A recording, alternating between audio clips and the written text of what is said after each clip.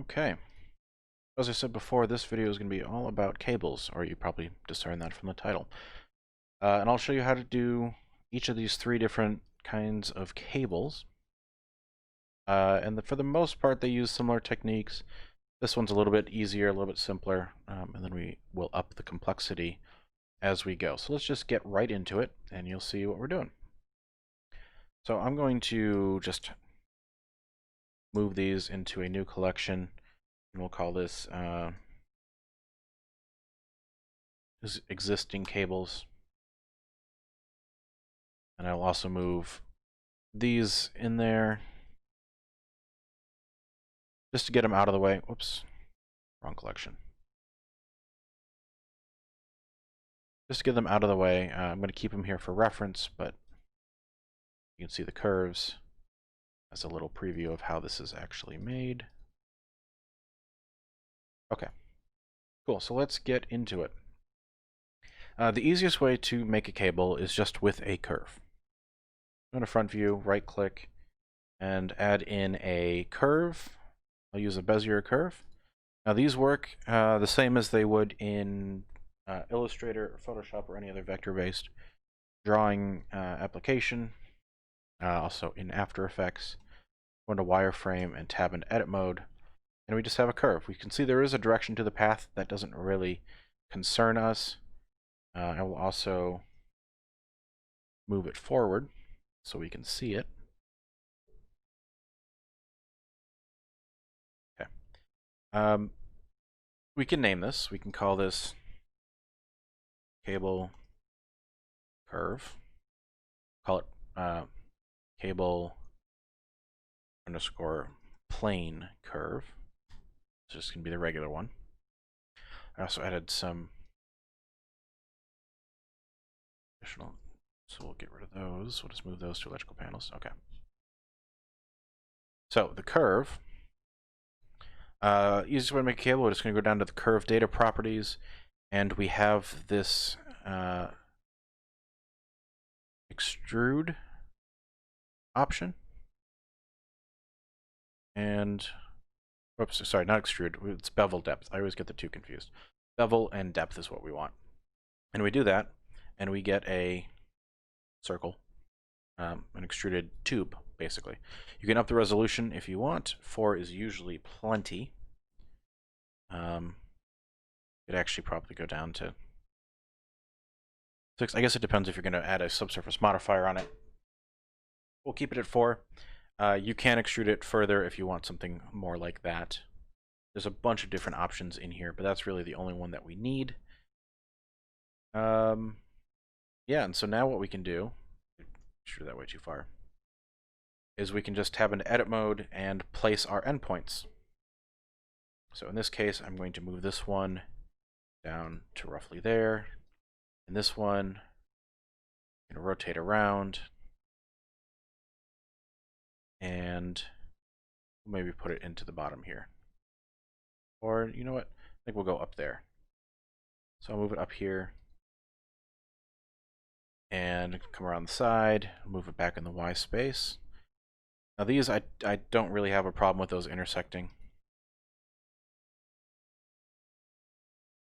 I'm not going to look that closely at it. This back in Y space. And I can see the handle is angled, so we're just going to rotate that around the Z axis. I'll have it poke out a little bit. Shift Z to keep it on that plane, on the XY plane. There we go. So there's two more things that I want to do first. I want to give this curve a little bit more character, so I'm going to select both endpoints, right click, and subdivide it. It's going to give me a third point here that I can manipulate. I want to make sure it goes underneath the sign and over. I don't want it to appear too even. Kind of pull it down so it looks like there's some weight to it and it's sagging a little bit. And then we can also scale these handles down a little bit. That's going to affect the curve as well. Scale it up, scale it down. Maybe I scale this one up a little bit. Nah. We'll scale it down, we'll rotate it a little bit. Again, trying to get some personality in this cable as best we can. Same thing on the side here, as we can look at the side, and maybe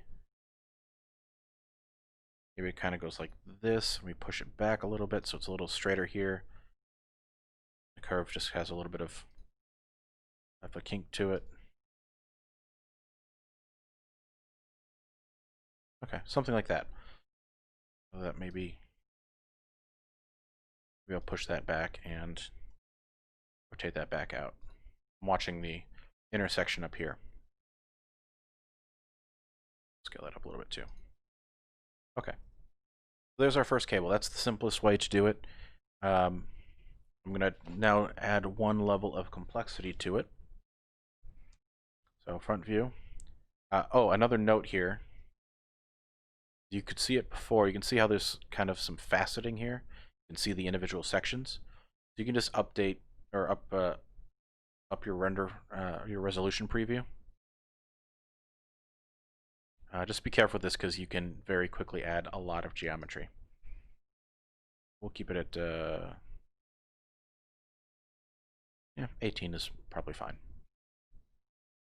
Okay, so let's take this and we're going to Shift D to duplicate it. And we're just going to move it up a little bit. And we're going to reposition this first of all. I'll tab into edit mode. I'm going to grab this top vertex. Or it's not a vertex when it's curved, it's a control point. But we'll move this up here. And we will pull this out in the Y direction.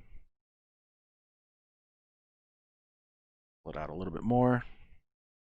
Okay. Same thing with this point. This one I'm just going to kind of free rotate. I don't want these to line up and be perfectly even. So I'm fine. Well, maybe we'll even add a little bit of an overlap to them. Rotate that a little bit more. Okay, and this one I will leave roughly there. But I do want to increase the bevel depth. Okay, get some contrast there in the shapes.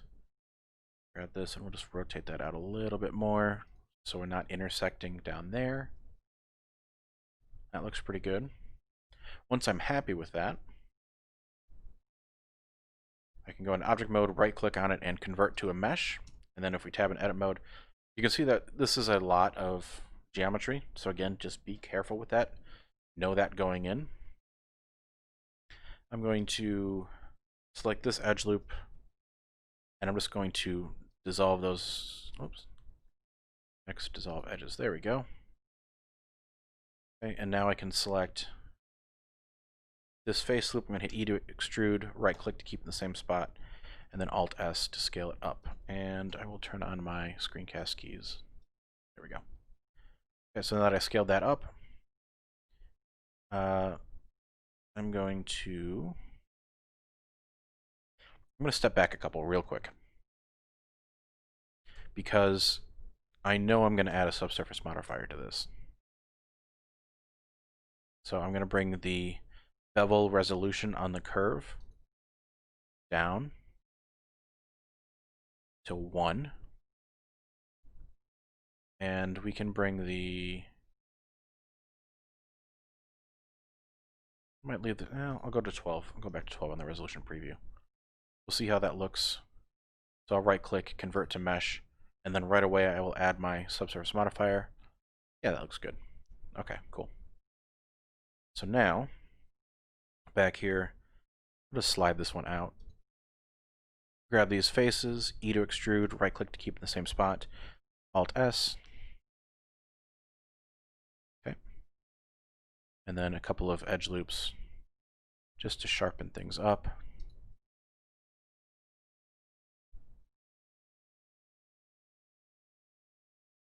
Okay. And now that cable has a little bit of a cap to it. Also, we have an extrude or a collision here. So let me grab this one. So we'll move that out a little bit. I'll rotate this. Maybe we'll rotate it. We'll move it up a little bit. Just so that they're missing each other. Also know that you should make sure your cable's in the right position before you convert it to a mesh, because it's a whole lot easier to adjust that those 3 control points than it is to adjust this mesh. So you can use proportional editing, but then you start losing the circular nature of the curve. It's just easier. Okay, so we've got that. That's the easiest way to do it. Let's step it up, and I'm going to do these cables next. Okay, so we're going to do this in a similar way, but I'm going to add a mesh to define the actual cable itself. And you'll see that here right now. We'll hide the existing cables. I'm going to go into front view. Actually, you know what? I'll just work over here off to the side. And we are going to add first our curve. Call this Bezier. And I'm going to call this a cable underscore corrugated. I think that's how you spell that. Underscore curve. Okay. And then we can tab in edit mode. We can rotate it.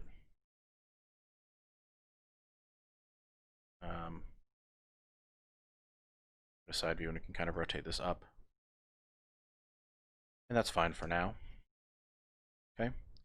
And then down here, kind of by the base of it, doesn't really matter the position. We're going to hit Shift A, and we're going to add in a cylinder. I'm going to bring these vertices way down. We'll go down to 8. Radius 0.1 just as a starting point. Depth, we will also go to 0.1. And cap fill type, we're going to set to nothing. We don't need any faces. Okay. So once we have that, now what we need to do is we need to basically make one section of the corrugation that will repeat along the curve. So I'm going to first, in edit mode, I'm going to move this up GZ 0.05 because this is 0.1, so half of that. It's going to put the origin right at the base. Another way to do that would just be to select the bottom ring, snap the cursor to it, go into edit, go into object mode, and origin to 3D cursor. Both ways work. Okay, so back in edit mode, I'm going to grab the top vertices. I'm going to pull them down a little bit more. Something like that should be good. And I'm going to add one edge loop right in the center. So I'm going to right click to keep it in the center, and then I'm going to add 2 edge loops at the top and 2 at the bottom. The 2 at the bottom, I'm going to scale. I'm going to hit Shift Z so it doesn't change in height. I'm going to scale them out just a little bit. And these 2, I'm going to scale them in just a little bit. Again, hitting Shift Z. So we've made this kind of wave pattern. You can go as extreme with it as you want. If you go too extreme, it might look a little weird. But I'll exaggerate this for effect. So once we have that, we have everything we need to make that curve. Okay, so the way that this works is through just 2 modifiers. 3 if you include the subsurface, but I'm not including that. I'm going to go to the modifiers, and we're going to start with an array modifier. So the array modifier, up until now, we've really only used fixed count for the fit type. There's 2 others. There's fit length and there's fit curve. I'm going to say fit curve, and then it's going to ask us what curve do we want to use. I'm going to use the eyedropper, and I'm going to click on our cable corrugated curve. And then we need to set the relative offset. I want to stick with the relative offset because if I change this base geometry, it will change with it. So I don't want to go in the Z direction. I don't want to go in the X direction. I want to go in the Z direction. I'm going to set the X to 0 and the Z to 1. Oops, 1. There we go. And there it goes. You can see that is the same height as the curve. I can go into this curve and I can move this around. And as I move it, that height changes. Now it's only going in full increments of the geometry. It's not going to do like half of another geometry because it is an array modifier, but that's fine. But the one thing that it isn't doing is it isn't following the curve. Oh, other thing I just want to turn on merge, and the default might be a little bit too high, so I'm going to set this to 0.001. But that'll merge all the sections together. So now that we have that, we're going to add in our curve modifier. And what this is asking is, what is the object that we're going to use to deform it? And it's going to be the same curve, our cable corrugated curve. Okay. Now, the deform axis, it should be deforming along with the curve. And now if I adjust the curve, not quite working. You can see it's warping it, but it's not really doing what I want it to do. And we can look at our object properties and check our rotations, and that's probably the culprit. Although it doesn't look like it is the culprit. Hit Alt-R on both of them just to clear the rotation here.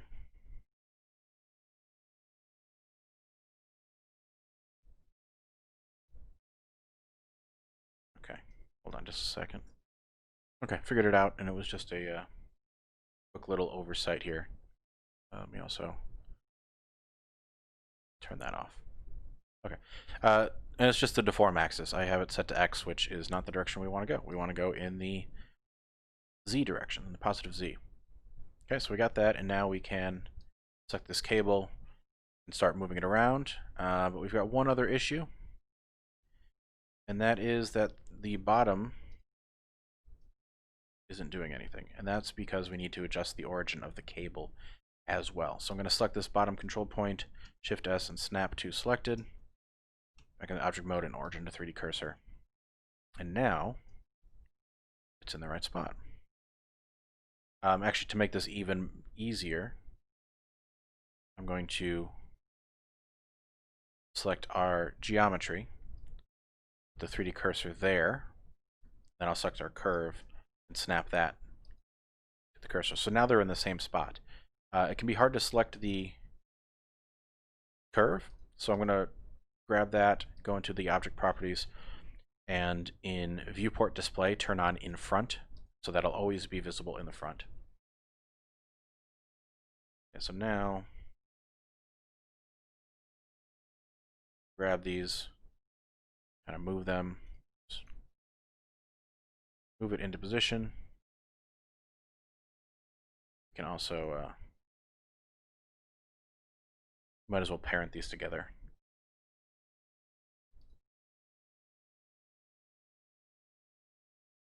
Put that into position. You can see that this geometry is just enormous, so I'm going to select it, just scale it way down. What's nice too about when I scale this is that you can see the length is not affected, which is a pretty great thing. Okay, but we'll scale it down and we'll move it down.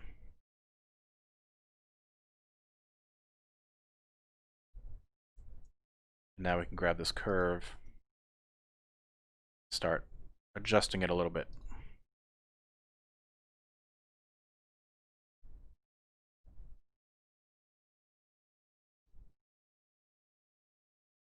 We want to give it a little bit of rotation. Let's pull this one forward so it's not intersecting with the wall. Okay, and then the last thing would be to add that subsurface modifier and shade smooth. There we go. So that's the corrugated one, and we still have full editability. You just grab the curve and move it around. It will follow. Now you can see if we go too far, the resolution here is not quite high enough on that curve. We can go back to that curve and turn up the resolution in the U direction. Something like that. As far as you really need to get the shape that you want. Again, just be careful with how much geometry you're adding to the scene. Okay. I will put that back up over here. Front view. So once you make one, then it's really easy to just duplicate these around. Now, there's another option that you have with the array modifier, and that is this caps section. So we can have a start cap and an end cap. And that's what I'll do right now. So I'll select both of these, the curve and the geometry. I'm going to Shift D, duplicate it, move it over in the X direction. Okay. I did Shift D because I want to change this geometry. It's also nice when you duplicate those together. it updates the modifier because it knows that you would want to use the duplicated curve and not using the original curve. So it's a nice little bit of automation there. But we can grab this geometry. I'm going to go into, actually I'm not going to go in edit mode. I'm going to duplicate just the geometry one more time. Move it in the x-axis. Out to here, and I can see it's moving all the way over there. Don't worry about that because we're going to, on this third duplicate, get rid of the curve modifier and get rid of, or change the array from fit curve to fixed count and just set that count to 5. Will be plenty. Okay. And then in object mode, I'm going to apply that. I'm going to come in here to edit mode. And I'm going to grab these vertices right here. So I'll grab these vertices specifically because I know that this edge loop and this edge loop, all of these are the same same diameter, so it's the same starting point.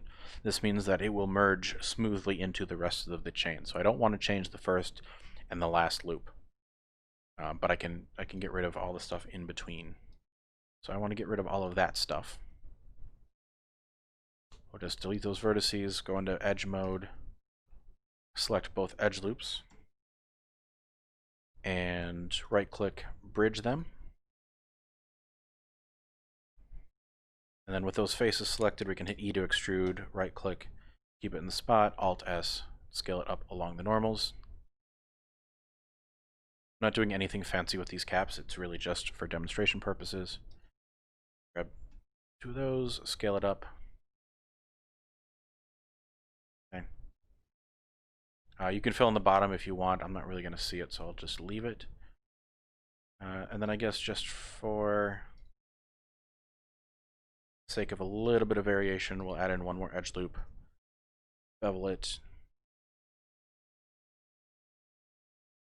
and we'll scale that in. Add in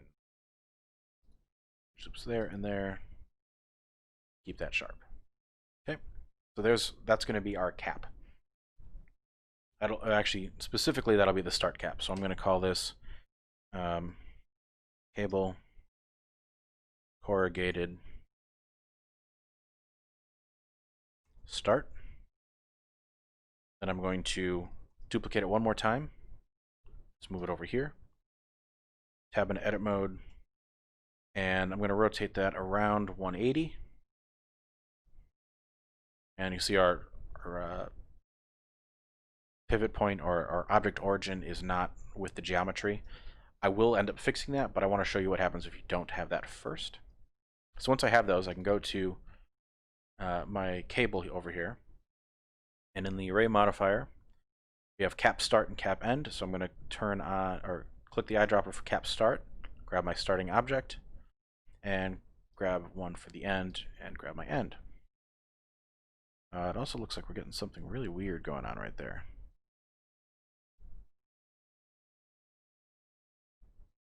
Okay, so we'll figure that out in a second. But here's what happens if that origin isn't exactly at the base. Got this separation because the origin for this end cap is offset from the base. So as soon as we fix, and I'll move this up so we can see the result at the same time. Let's move it over here. Okay. As soon as I grab this bottom loop, cursor to selected, and then origin to 3D cursor, that snaps right in place. So it's not snapping. It should be snapping together, and I'm not sure why that's not happening. You have merge. Oh, merge first and last copies as well. Then we might just need to up this merge distance just a little bit. We'll hold down shift and oh, that's too far. Okay. Might be something with the main geometry here.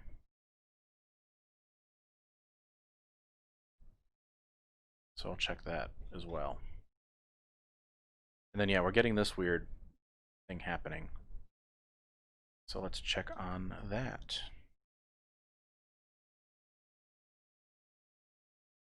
On to local view.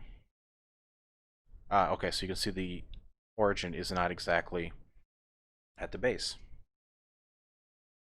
So we'll grab the base loop again, Shift S, cursor to selected, tab into object mode, Q origin to 3D cursor. You see that snapped in nicely, and I'm willing to bet if we go up to the top, that's going to be looking good too. And it is. We are duplicating this inset. So what we can do to make that look a little bit better is we can grab these two edge loops, scale, Shift Z, and make them go out instead. Better. So get a little bit of a loop there that I don't love, but from this far away, I'm not going to worry too much about it. And so that's what we have. Now these two loops, we still need them, or these two objects, we still need them in the scene, but they don't need to be visible. So I'm going to grab them and hit M to move to a new collection, and I will just call this utilities hidden, just so I know that that's stuff that is in the scene but doesn't need to be actually visible. Hide those. Okay. So the last one is that big twisted cable, and we're going to start the same way. As a matter of fact, we can probably just start with these two objects to save a little bit of time. So Shift D, move them over here. I'm going to rename the geometry. We will call this cable underscore braided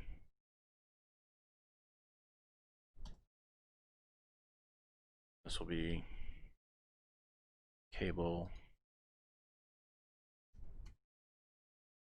braided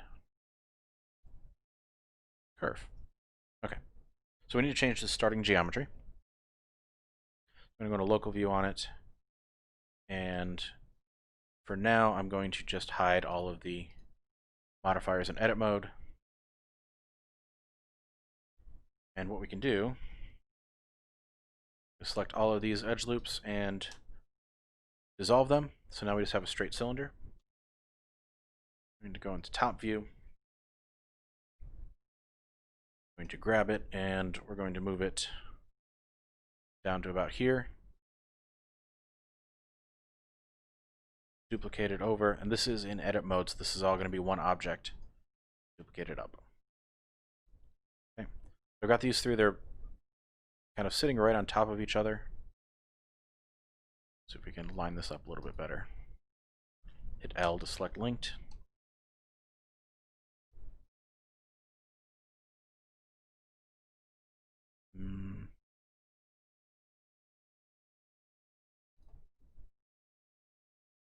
Oops. L select linked. Okay, that'll work. And then I'm going to select everything, and I'll just Shift S cursor to. Actually, before I do that, I'm going to select just the bottom edges. Shift S cursor to selected. That'll keep my origin at the bottom. Tab in object mode, hit Q origin to 3D cursor. That's going to be in the right spot there. Okay, and that's really all we need to do for the geometry. And you see as I tab back out into object mode, we have 3 cables connected, which is great. Now we need to add the twist. And so the twist comes in the curve, and curves have a property called the tilt. So if I select a control point, we have 2 options. We have tilt and we have clear tilt. So Control T and Alt T. And all you have to do is hit Control T, and you can rotate that around. And as you rotate that around, the cable will wrap. Now you see this is a little bit of an asymmetric wrap. because it looks like the object center isn't exactly. Hide those. Yeah, okay, so you can see the origin isn't exactly centered with the rest of the geometry. So what I can do is I can select everything and we can just move it back a little bit. Try to find that center. When I did this before, I did this with 6-sided cylinders instead of 8-sided. And when you do it with 6-sided cylinders, they actually meet at a point, so you know exactly where to put it. But that's a little bit better. I don't mind a little bit of asymmetry there. Just adds some more character. And then once you have that, this works the same way. I can grab a control point, move it around, rotate it. I will say one additional thing about the tilt is that if let's say we extrude this last control point, or extrude another control point, now it is not twisted at that point, so we need to grab this one and Control T and twist that as well, and then make sure we're going in the right direction here. Just kind of rotate the cursor around it, something like that. Looks like this one might need a little bit more tilt as well. And we can also scale this down. Okay, so it takes a little bit more work to make sure everything is looking right, but it's a pretty powerful tool and gets you some great results. We'll just hide all of those. I'll go back to my existing cables and you can see the final implementation of everything. And again, with this you can still add our caps. We can get more complicated, and if you need to, like you could break out this twist with an end cap and make them kind of break out separately. Lots of options. You can take the cables, and you can also make really small versions of them, duplicate those around, and just add more detail to your scene in general. Lots of great options there. So hopefully that was helpful. A slightly shorter video for me, still 32 minutes, but definitely better than, or shorter than they have been. And let me know if you have any questions.